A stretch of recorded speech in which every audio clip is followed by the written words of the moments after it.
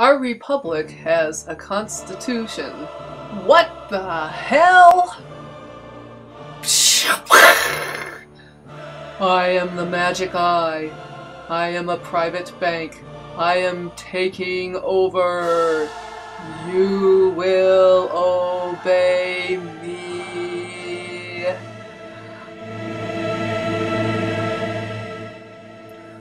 Auditing the Federal Reserve. One of the most difficult things for our government to do. It's ridiculous.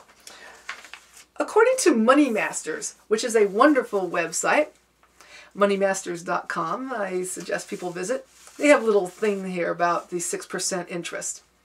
6% interest on the nearly $1 trillion in bonds it now owns provides the Fed with roughly $50 billion in revenue. Hey, I want some of that loot. With this money, the Fed pays for some money for its private bank stockholders, uses some to create giant unaudited slush funds to manipulate the currency and the stock markets.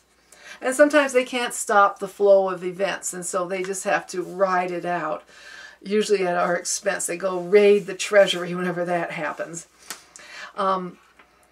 Then it takes out whatever it wishes without any oversight or audit for expenses, salary, perks, private jets, lavish parties, Bilderberg meetings, that kind of thing, Bohemian Club events. The rest of it returns to the U.S. Treasury, whatever that is, who knows. They say, oh, here's a couple of dimes left over from our party. Here, take it. In this manner, the Federal Reserve operates independently of our elected Congress and oversight. Now, one website has a graph showing who owned the Federal Reserve in 1976. Now, can I find one for today? No, they won't let us see. I'm going to show some of the names here. The Rothschilds of the Bank of England are at the top. The Lehman Brothers and the Cohn-Loeb family in New York City. Some of these people are now dead, of course. Their organizations have collapsed or been folded into other organizations. There's the Rockefellers. They ran New York State, and they ran for president, and they were vice president, and so on. You see how these people who own the Federal Reserve end up running our government, too? I wonder why that happens. How do they get elected into office? Well, money talks. Ron Paul and Kucinich are not rich people. Okay, there's J.P. Morgan himself. He's one of the founders of the Federal Reserve. He set it up. And if you think that his organization didn't get its claws nice and deep inside of the Federal Reserve from inception, of course, that's why they're still around. Even though they have one of the biggest derivative exposures on Earth, we're talking $90 trillion, they're a sound bank. Even as everything's collapsing, they'll twist and turn and make the Federal Reserve do everything it possibly can to protect them as they get hammered in these declining markets. Another family is the J.W. Sterling Group and the Juilliard family. We know about Juilliard School of Music. Well, anyway, they're one of the owners.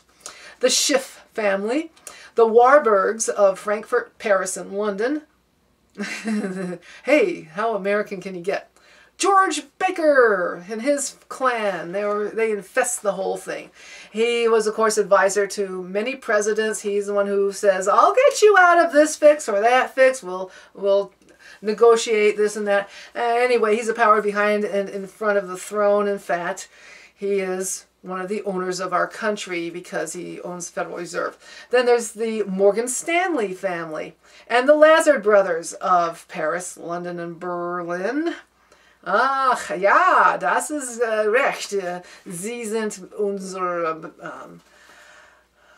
they own us. Lord Montague Norman of the Bank of England, the governor of the Bank of England, he also owns stock and gets some of that 6%. Brown Shipley and the Harriman family. Harriman family is, of course, very famous, too. Just all these guys, they made a lot of money in the military complex business of war, and more wars. the Cold War, the Hot War, the lukewarm war sounds like Goldilocks and the Three Bears. As long as we have a war going on, he'll make money, and so will the Federal Reserve. These people exist in order to make not just their 6% dividends, but the more we go into debt, guess what?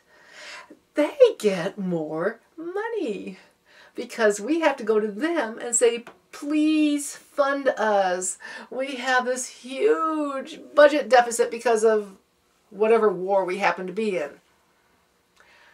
And this is why we have to call Congress and rake them over the coals to pass H.R. 1207, not this little dinky bill that they stuck in to the budget in the middle of the night to weasel their way out of it. They have to pass the real bill that puts a law down, not a request for a one-time audit, but a law saying it has to be done all the time. And this is how the rich people who own the Fed operate. They pull all their strings, they play games with our heads, they say, well, you see, we're being audited, and then they tell us to go jump in a lake. And we got to go and push them into the lake. And that's Elaine Supkiss of Culture of Life News. Thank you.